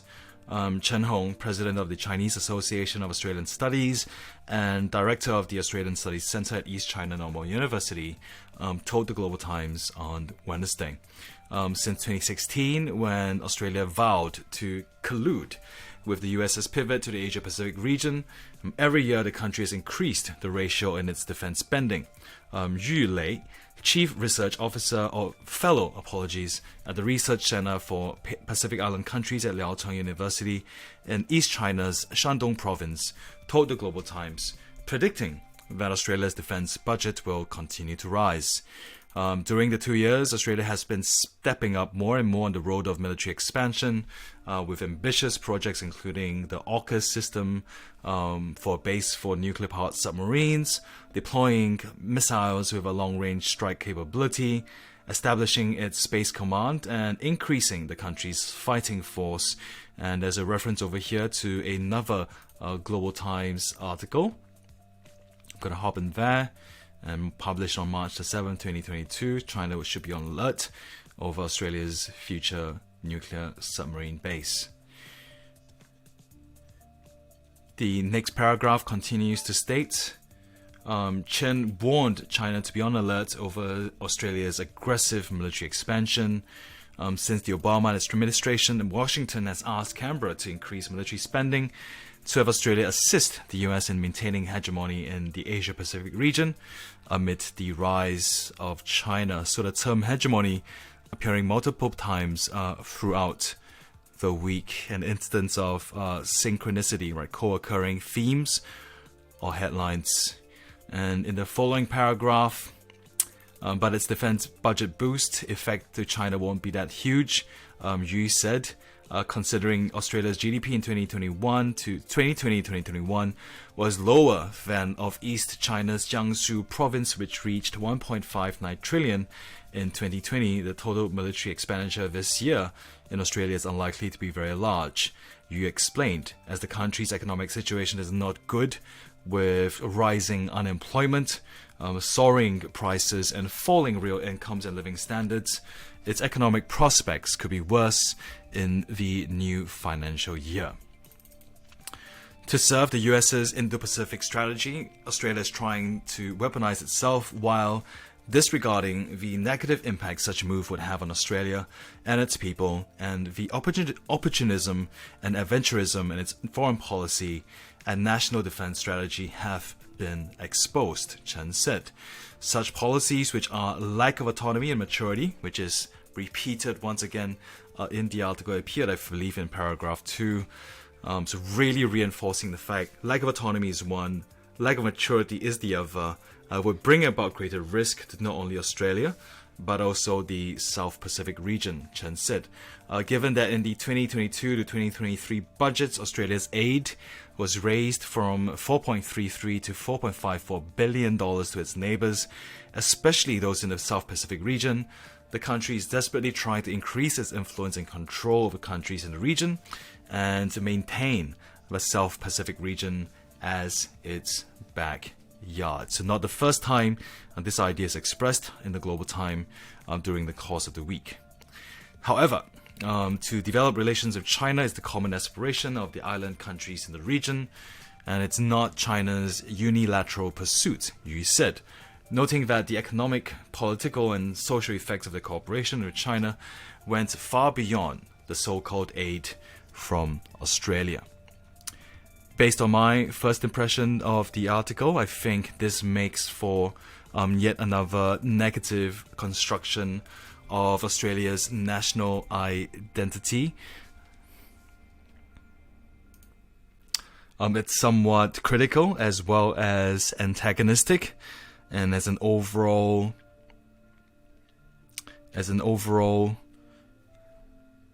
feeling of the emotions that are being stirred over here, it's certainly not one that's attractive, but one that is repulsive. Perhaps this also goes into the collection of articles that prove that indeed an othering offensive is taking place. With that, we'll be moving along to the next piece. Published on the 1st of April, this article has the following headline: Beware, devil may break out of US biolabs. This is found in the Viewpoint section of the Global Times and written by Xin Ping, April 1st, 2022 at 10:32 p.m. The article is accompanied with an illustration by Liu Rui, with what appears to be in the foreground an American spokesperson making a claim Russian accusations are absurd, but behind the curtain a silhouette of US-funded biolabs in the Ukraine.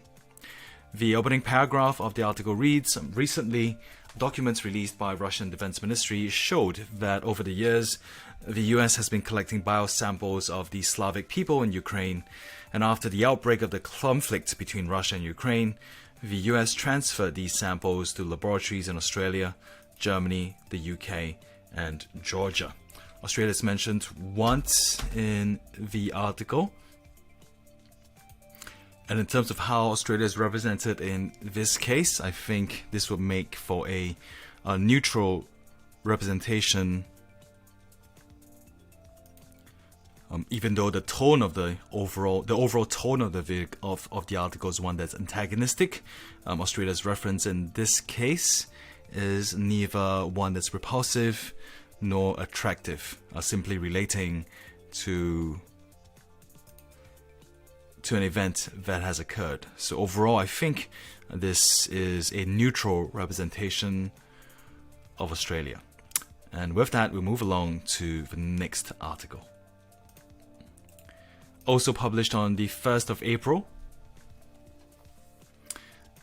This article has the headline, Ukraine Crisis, a Catalyst for the Burial of American Hegemony. Written by Yu Ning, Global Times reporter and commentator on US politics and Asian affairs. It's found in the Viewpoint section and published April 1st at 9:55 p.m. The article is accompanied with an illustration by Liu Rui, a play on the Game of Thrones, but in this instance, it's entitled The House of Hegemony, with what appears to be Uncle Sam seated on a throne of missiles, and then an American flag that's currently draped over a pile of destruction. The opening paragraph of this article reads, the US, the culprit of the Ukraine crisis, has long created crises and took advantage of others' misfortune to maintain its hegemony. It hopes to use the Ukraine crisis, which has lasted over a month, to drag Russia down, reap economic and political benefits, and prevent Europe from pursuing strategic autonomy, so as to consolidate the US hegemony. But with the discussion of the far-reaching impact of this crisis going deeper, it's increasingly believed the Russian-Ukraine conflicts actually serve as a catalyst for the burial of American hegemony. Australia is mentioned once in the article, and it's found in a section entitled Not One Bloc or the Other. The US is seeking to establish an anti-Russian coalition.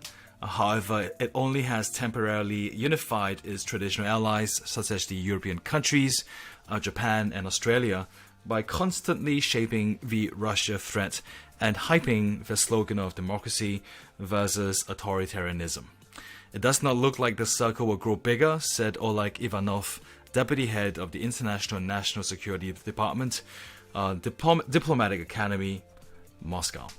There are no further mentions of Australia in this article, and based on the representation so far, I believe this would make a negative construction of Australia.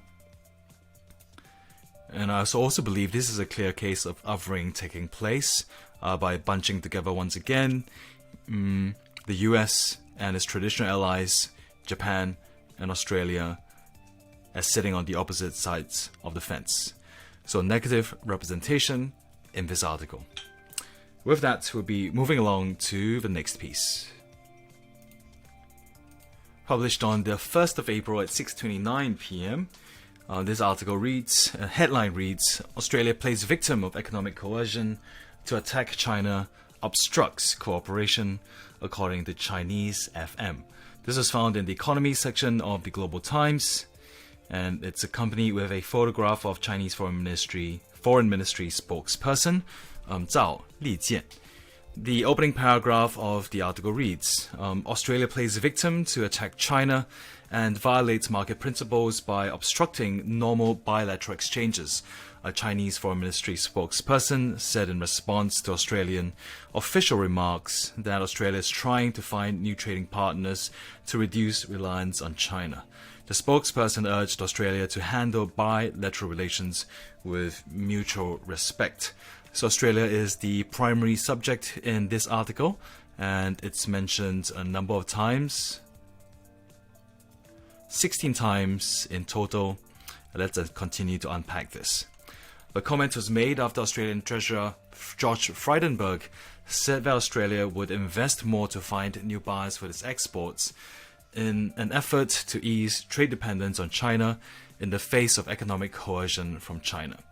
China has always adhered to the ideas of being open, inclusive, and mutually beneficial with other countries. Australia has benefited enormously from cooperation with China and is a beneficiary of China's development. Zhao Lijian, spokesperson of the Ministry of Foreign Affairs, said at the routine press conference on Friday. The so-called economic coercion label is definitely not on China, Zhao said. On the contrary, the Australian side has taken measures that go against market principles and has imposed unreasonable restrictions on the normal exchanges between the two countries, interfering with China-Australia pragmatic cooperation, Zhao added. Australia pretends to be a victim and attacks China and creates cliques to put pressure on China, which violates international law and basic norms of international relations, Zhao said. He added that what Australia does harms China's core interests. Zhao said that the responsibility for the current difficult situation in China-Australia relations lies entirely with the Australian side. He urged Australia to stop claiming there is so-called economic coercion from China and do more things that are conducive to enhancing mutual trust and cooperation between the two countries. Based on my initial impression, this looks like an article that is antagonistic. It does portray Australia as repulsive as well as negative. With that in mind, we'll be moving along to the next article. And I must say, this is a first as well over the past 4 months, describing Australia as playing or pretending to be a victim and attacking China. That has to be one of the themes that's emerging from my studies so far. I'm going to take note of this, and with that, we'll be moving along.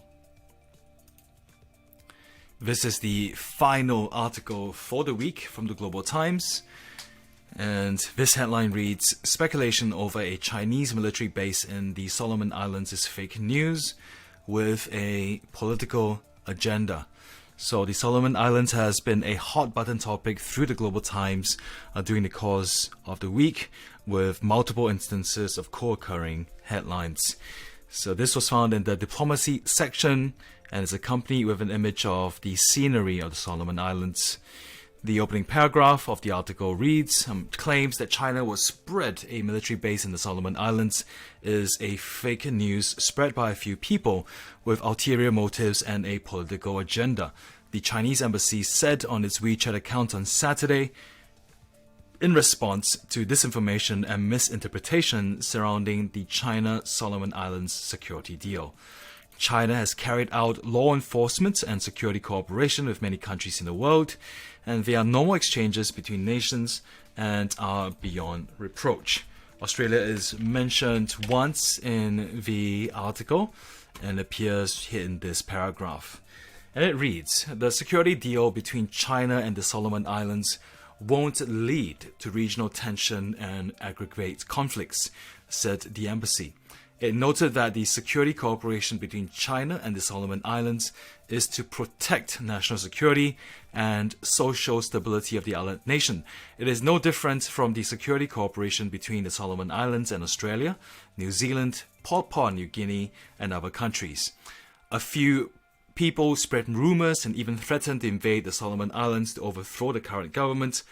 It is clear who is maintaining the stability of the Solomon Islands and who is trying to incite tension, said the embassy. So, reading between the lines, what is apparent to me is that Australia is being finger pointed over here.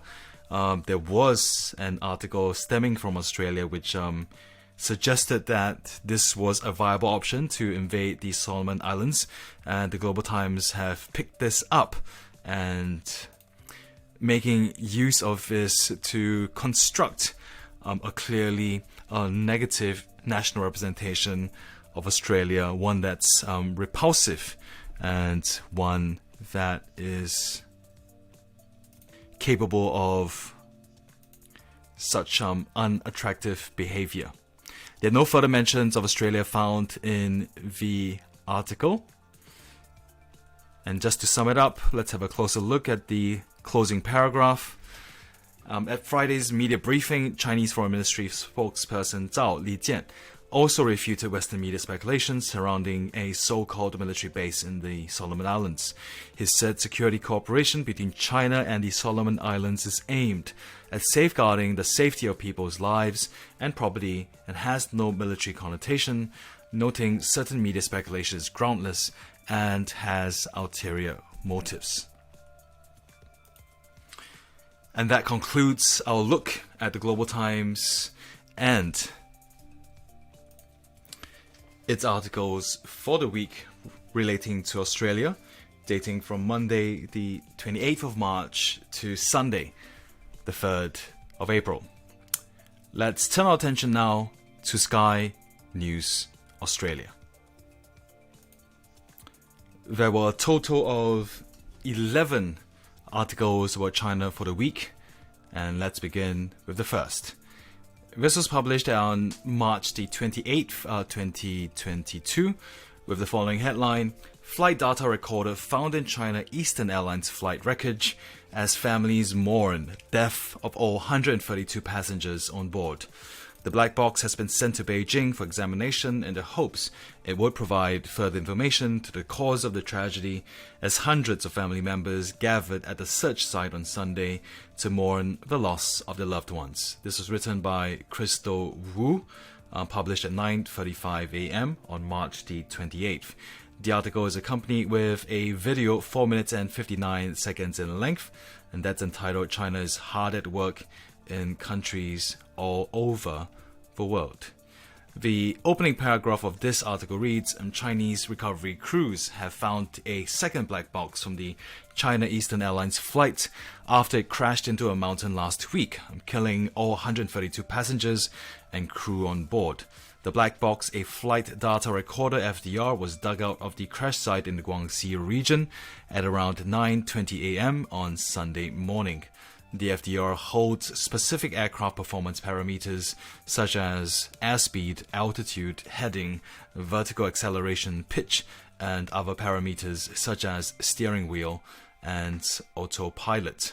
The article is accompanied by a further image of the flight data recorder being dug out of the crash site, another further image of the black box,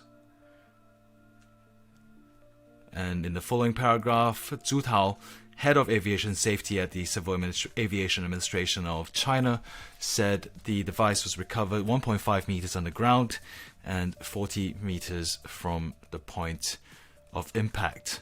The rest of the article goes on to state some of the events that had transpired, with US company Boeing on Saturday extending its deepest condolences for the loss of victims on board the flight. The concluding paragraph reads, Boeing would continue to support our airline customers during this difficult time. In addition, a Boeing technical team is supporting the NTSB and the Civil Aviation Administration of China, who will lead the investigation. Based on this initial impression of the article, I think it's fair to say that China is represented in a neutral manner, as the article here seeks to deliver information rather than influence ideology. With that, we'll be moving along to the next piece. This headline reads, Solomon Islands Prime Minister Manasseh Sogavare insulted by backlash amid leaked security negotiations with China. Prime Minister Manasseh Sogavare says the Solomon Islands is insulted by international backlash following a leaked draft of a security treaty between China and the Pacific nation. This was written by Joseph Whitson, March 29th, 2022 at 12:15 p.m. The article is accompanied with a video 40 seconds in duration. Government warned of China-Solomon Islands deal, and the video has the following captions. The Solomon Islands opposition leader says he's extremely disappointed in Australia after his warnings of a potential military pact with Beijing were ignored by officials. The opening paragraph of the article reads, the Prime Minister of the Solomon Islands has described the international backlash following security negotiations with China as very insulting. Manasseh Sogavare told Parliament on Tuesday the Pacific Island is not pressured by its new friends in Beijing after a draft security cooperation deal between China and the Solomon Islands was leaked last week.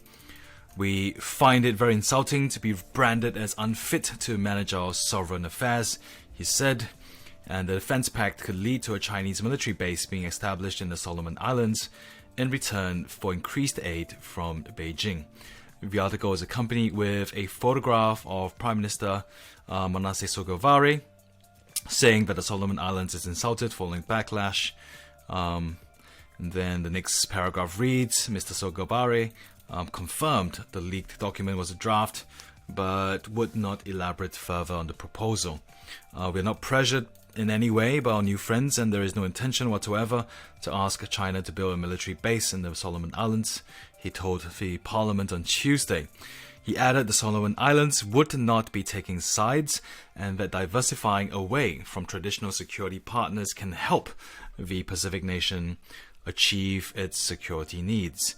The article is accompanied by another video, and this is 4 minutes and 59 seconds in length. It also did appear in the article from before, and the video from before, apologies, I'll have to say that again. So this video appeared in the article from before, and it's entitled China's Hard at Work in Countries All Around the World. The next line of the article reads, Prime Minister Scott Morrison denied his government dropped the ball on China's presence in the region. And this comes after the Solomon Islands opposition leader Matthew Whale said he warned Australia the two countries were negotiating an agreement in 2021. Absolutely not. We've been aware of the risks right across the Pacific, Mr. Morrison told reporters on Monday. There is a further video accompanying the article and is entitled Draft Security Agreement between Solomon Islands and China came as no surprise. The article continues to state the reports they've seen are not a surprise to us. Mr. Morrison spoke with his New Zealand counterpart Jacinda Ardern on Tuesday about the matter. Both leaders shared concern that any actions that would undermine the security and stability of the Pacific region. Mr. Sogavare has indicated the document is ready for signing. Some of the comments that have been published in response from Daxi selling out to China after the years of aid provided by Australia. We're the ones that should feel insulted. Bob, because Australia and its one patrol boat is the real threat to the security of the Solomon Islands. Old Crow, he who plays the piper calls the tune. China's checkbook is far bigger than ours. Ron, inviting enemies of your friends into your closest confidence and expecting your friends to be happy about it, that's insulting. It's naive to expect that Australia, New Zealand, US and other free democratic nations are going to expose the defense and economic interests to a China puppet. From the Wuza, the Solomon Islands should be embarrassed and not insulted by this, slapping the face of Australia and New Zealand when China comes calling with an open checkbook, and there is a name for that. Francis the Groot's love child insulted enough to return our aid money, but haha, that'll never happen. Like Morrison demanding businesses payback, JobKeeper payments.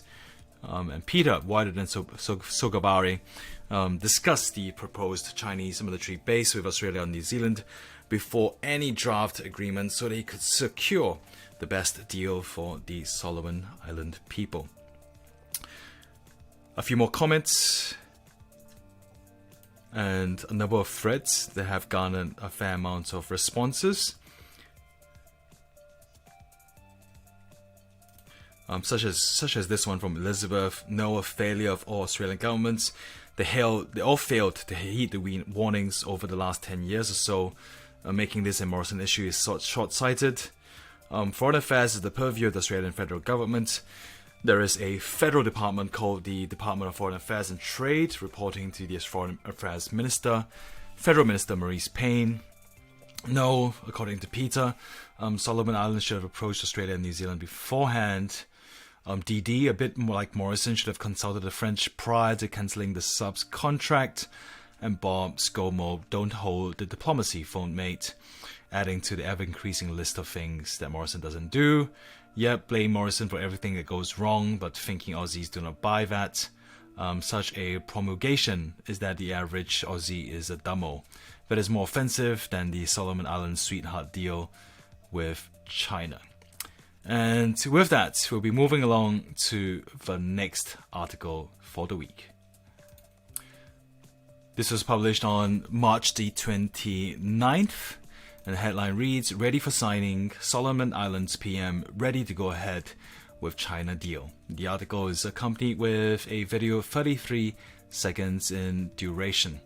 The opening paragraph reads, "Australia is being asked to do more to counter China's growing influence in the Pacific region after being blindsided by Beijing's Solomon Islands Security Treaty, which the Solomon Islands PM has signaled he is ready to sign." Prime Minister Scott Morrison has launched a last-minute lobbying campaign across the Pacific, holding crisis talks with Fiji and Papua New Guinea on Monday evening to convince the countries to join Australia in condemning the deal. The agreement, which could see Chinese warships based in the Solomon Islands, has shocked leaders across the Pacific, including New Zealand's Jacinda Ardern, who said her government saw such acts as the potential militarization of the region. Solomon Islands Prime Minister Manasseh Sogavare has defended his country's proposed deal on Tuesday and said the agreement was finalized and ready for signing. Based on this initial impression, I think it's fair to say that China is being represented in a repulsive manner, and this article is one of a negative construction. We'll be moving along to the next article. And yet another article about the Solomon Islands running from the week. This article is accompanied with a video 9 minutes and 10 seconds in duration, entitled "Governments Very Concerned About Reports of China Extending Influence in the Solomon Islands." The opening lines of this article reads, Treasurer Josh Frydenberg says the government will continue to work with the Pacific family to ensure the region is not destabilized. Based on that quotation, I think it's fair to say that a line in the sand is being drawn, and this could arguably be an example of othering taking place. The next line in the article reads, "It comes after it was revealed in a leaked document that the Solomon Islands were in discussions with China to allow military forces to be stationed in the Pacific Island. We are very important. We are important partners for the Solomon Islands, and as they are important partners for us," Mr. Frydenberg told Sky News Australia, and the Prime Minister and I and the rest of the National Security Committee, and indeed the government, are very concerned about these reports about China extending their influence in the Solomon Islands.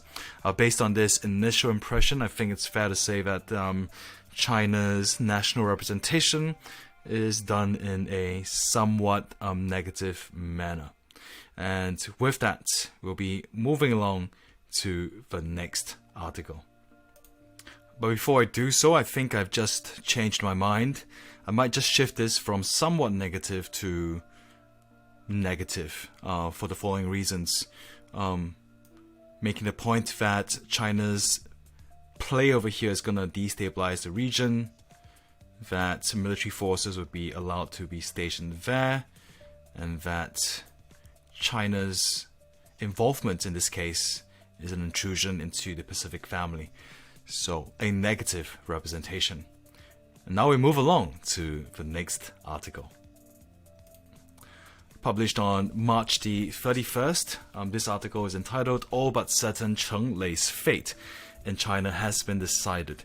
The article is accompanied with a video of 3 minutes and 40 seconds in duration, and the opening paragraph reads, "Australian journalist Cheng Lei is today on trial in China, where she is all but certain to be convicted for allegedly leaking state secrets. Authorities have accused Ms. Cheng of supplying or intending to supply state secrets or intelligence to an overseas organization or individual. Ms. Cheng has been detained in China since August 13, 2020, and has not been allowed to speak to her 10 and 12-year-old children. The sentencing could be between 5 to 10 years, depending on the severity, though it could be much less than that or much more. It's a really broad charge. Sky News Washington correspondent Annalise Nielsen, a former colleague of Ms. Cheng, said, as the Chinese system works, it's a 99% conviction rate, so it's all but certain that this has been decided. What we're waiting to see is when we might get a sentence. Could be weeks, could be months. They hold all the cards, unfortunately. Based on this initial impression of the article, I think it's fair to say that China is represented here in a repulsive as well as negative manner. And with that, we'll be moving along to the next piece.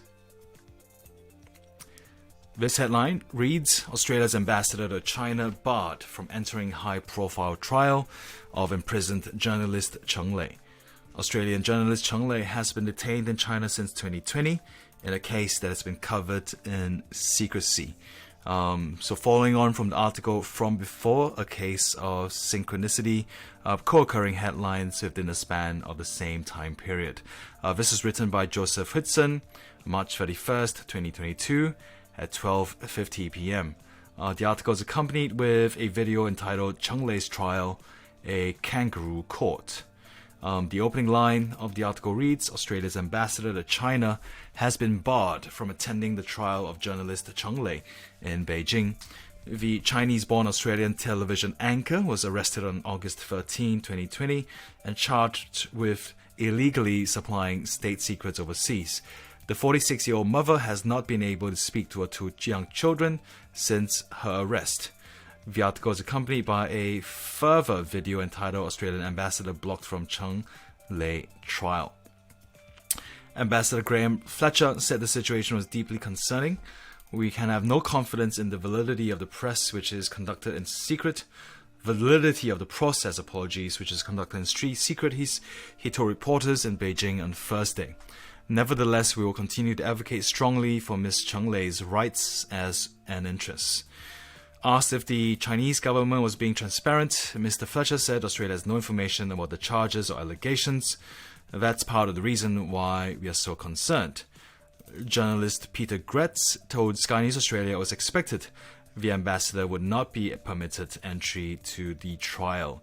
There is a further video accompanying the article entitled Detained Journalist Permitted to Watch Beijing Winter Olympic Games. The article is accompanied by a number of tweets. This one coming in from Annalise Nielsen, published on March 31st. Australian Ambassador Graham Fletcher has been denied access to Beijing court, where Australian journalist Cheng Lei is being trialed. The article moves on to state the fact that the authorities are able to arrest a journalist without being transparent about the allegations, without even being specific about what she's being charged with, is very worrying, he told Ashley Gillen. He called on Chinese authorities to be more open and transparent if they want the respect of the public. The only way to do that is to open up the trial to observers and, in particular, to Australian diplomats. Some of the comments that have come in are from Brian, beware any agreement with the CCCP. From Kay, well, that's communism for you. What women want, what do you expect fairness from a Chinese government? You have Pat Veldhoven praying that she gets released. God only knows what's been done to her. Our government must insist on a release, and that's garnered 3 likes as well as a number of responses. And with that, I think it's fair to make the argument that China is represented and constructed in both a negative as well as a repulsive way. There's an element of critique over here, pointing towards China's system, right, being less open and less transparent than they should be if they were to gain the respect of the public. With that, we'll be moving along to the next piece for the week. This next article is also about the Cheng Lei trial. It's accompanied with a video 7 minutes and 13 seconds in duration, and the headline reads, particularly worrying. Minimal detail known about Cheng Lei's charges in China. The opening paragraph reads, "The detainment of Australian journalist Cheng Lei is part of a trend we are seeing globally," said journalist Peter Gritz, where authorities are using vaguely worded national security laws to silence uncomfortable journalism, Mr. Gritz said.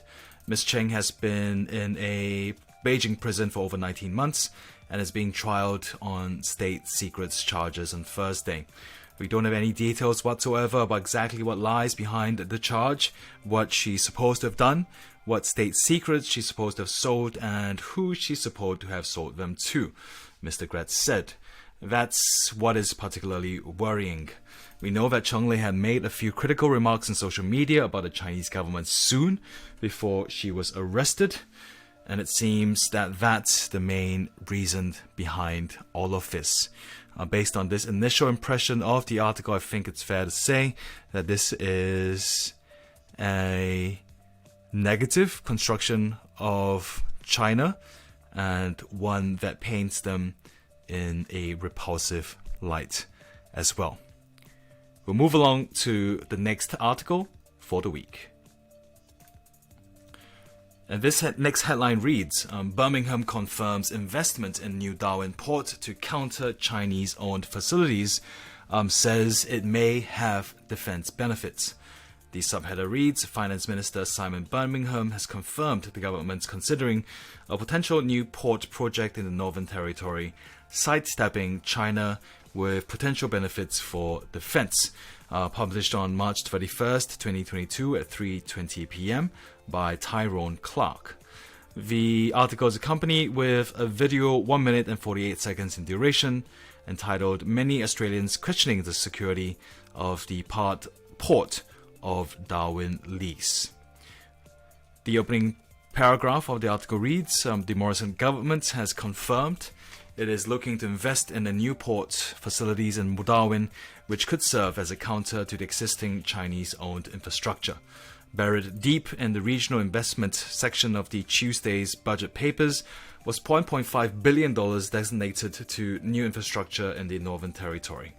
The coalition's pledge has specifically been allocated to new port infrastructure in the top end, raising questions as to whether the government plans to build an alternative to the Port of Darwin, currently owned by Chinese group Landbridge. And on Thursday, Finance Minister Simon Birmingham confirmed the $1.5 billion reference in the budget will be directed to investing in a second port in Darwin. Mr. Birmingham said the second port would be separate to the Landbridge-owned facility, but would remain within the geographical Port of Darwin area. What we are doing in the Northern Territory is investing in infrastructure to support a project of economic development championed by the Northern Territory government, and that would provide enhanced opportunities for energy exports and wealth generation for the country, Mr. Birmingham said during Senate estimates on Thursday. It comes hours after Mr. Dutton said there was a massive commitment from the Morrison government into the Northern Territory, which will look at port infrastructure. The defense minister also indicated there could be defense involvement in the new facilities. There's massive commitment from the government into the Northern Territory, Mr. Dutton said, that does look at port development in ways in which we might be able to support through contracts through defense, for example, the underpinning of a business model. But we'll have more to say about that in due course. There are no further mentions of China in the article, apart from this mention over here. We can see what's going on in the Solomon Islands via infiltrating over there China are. And they've been doing it in the top end of Australia for quite some time since the lease was done. The government has set aside $2.6 billion for new projects, which unlocks the Northern Territory's exports through Darwin's gateway to Asia. Based on this initial impression of the article, I think it's fair to say that China is represented in a repulsive way, to the extent that Australia has to had to build a second port to mitigate the ownership of the Port of Darwin by the Chinese group Landbridge. So overall, a negative construction. And with that, we'll be moving along to the next piece. And yet another piece about the Solomon Islands. This was published on March 31st and is accompanied with a video 1 minute in length entitled AFP Sound Alarm About Solomon Islands China Deal. This article comes with a single sentence. The head of the Australian Federal Police has revealed he urged the Solomon Islands not to sign a security deal with China. Based on this initial impression, I think it's fair to say that China is represented in a succinctly negative as well as repulsive light. And with that, we will be moving along to the next piece. Also on the topic of the Solomon Islands, this was published April the 1st, 2022 at 11:36 a.m. is accompanied with a video 5 minutes and 16 seconds in duration, and it comes with the headline, Australia must be on alert to China Solomon Islands deal. An instance of synchronicity, a number of co-occurring headlines on the topic to inform the knowledge base of the readers of Sky News Australia. The opening paragraph reads, Senior analyst at SB Marcus Hellier says Australia must be on alert concerning the proposed deal between China and the Solomon Islands. Mr. Hellier said the Chinese influence is growing in the South Pacific. One of the problems with our relationship with the South Pacific is that we tend to be involved for a few years and then we lose interest for a few years, he told Sky News Australia. And we need to step up again. Based on this initial impression, I think it's fair to say that China is being painted as an other and constructed with a negative as well as repulsive tone. With that, we'll be moving along to the final article of the week, the 11th article from Sky News Australia relating to China. This was published on April the 3rd, 2022 at 11:22 a.m. and it's entitled China Still Pursuing COVID-19 Elimination Fantasy. It's accompanied by a video 52 seconds in length. The opening line of the article reads, Sky News host James Morrow says the Daniel Andrews of China, Xi Jinping, has locked down the city of Shanghai. They've put the entire city in lockdown, Mr. Morrow said, and they have this whole elimination of fantasy. I think the choice of words over here does suggest that China is represented in a negative light with undertones of criticism of their method and approach, which is not dissimilar to Daniel Andrews, the Premier of Victoria in Australia. So yet another negative representation of China in Sky News Australia for the week. This concludes our look at the articles from Sky News Australia as well as the Global Times starting from Monday the 28th of March running through to Sunday the 3rd of April. Thank you so much for your continued support for the Australia-China Media Watch podcast. This concludes episode 20, and we will be back soon for episode 21. Thank you so much for tuning in to the Australia-China Media Watch podcast. This is the ACMW signing off for the week. Thank you very much.